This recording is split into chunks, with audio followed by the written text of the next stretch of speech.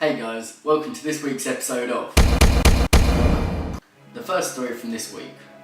On Monday morning, Dalian Yifang announced their latest high-profile signings, managing to secure deals for Atletico Madrid duo Yannick Carrasco and Nico Gaitan.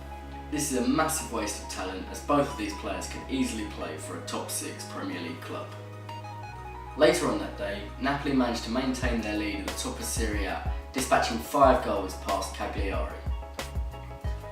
On Tuesday, Premier League chiefs agreed in principle to the idea of having a 2-week break midway through the season, starting in 2020.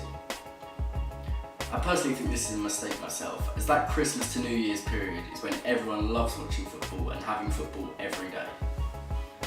Swansea then went on to beat Sheffield Wednesday at the second time of asking in the FA Cup, with goals from Jordan Ayew and Nathan Dyer. The next day, Besiktas confirmed the permanent signing of on-loan winger Jermaine Lens from Sunderland.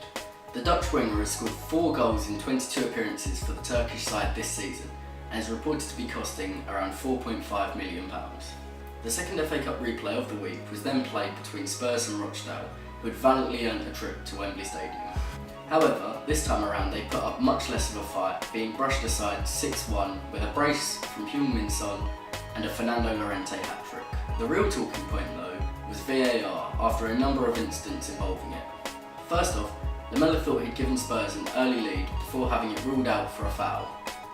Then, with the home side 1-0 up, Trippier was fouled before the ref pointed to the spot following VAR consultation.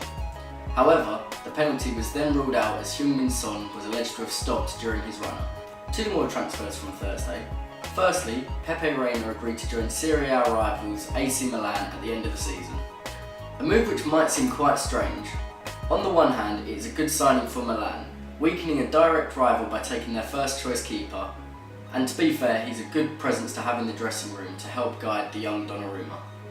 On the other hand, for his career, he's leaving a team where he could win the league this season to join a team who, although on the up, are quite a way off the likes of Juventus. Moving from a free transfer to a record-breaking one, Cedric Bakambu agreed to join Beijing Guoan for £65 million, overtaking Aubameyang's record as the most expensive African player of all time. Whoa! Villarreal now losing their second first-team player in 2 weeks.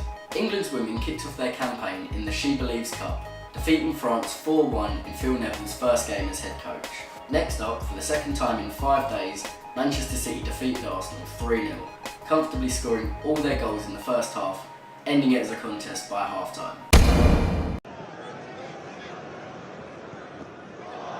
On Friday, the final transfer of the week happened, with Crystal Palace signing free agent goalkeeper Diego Cavalieri, who had been on trial with the club. The Brazilian has joined until the end of the season and has previously worked with Roy Hodgson, having been signed by the manager during his time at Liverpool.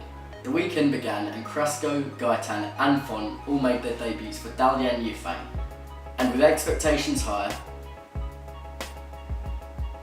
they lost 8-0.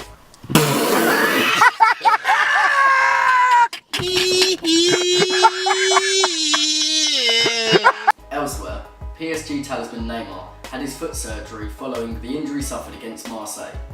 The doctors predict that he will be out for approximately 3 months.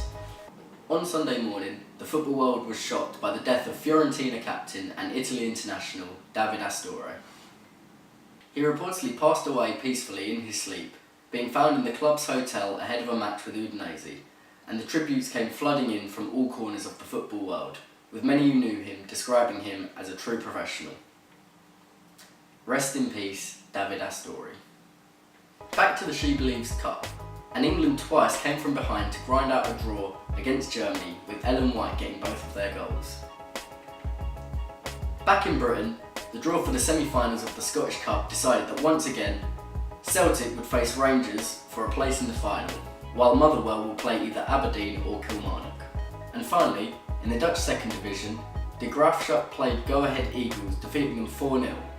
However, the game was overshadowed by the Go-Ahead fans running onto the pitch and attacking the opposition players before stewards intervened, with 7 arrests made so far. That's all for this week in football. If you enjoyed, remember to leave a like and subscribe. I'll see you next week. Bye!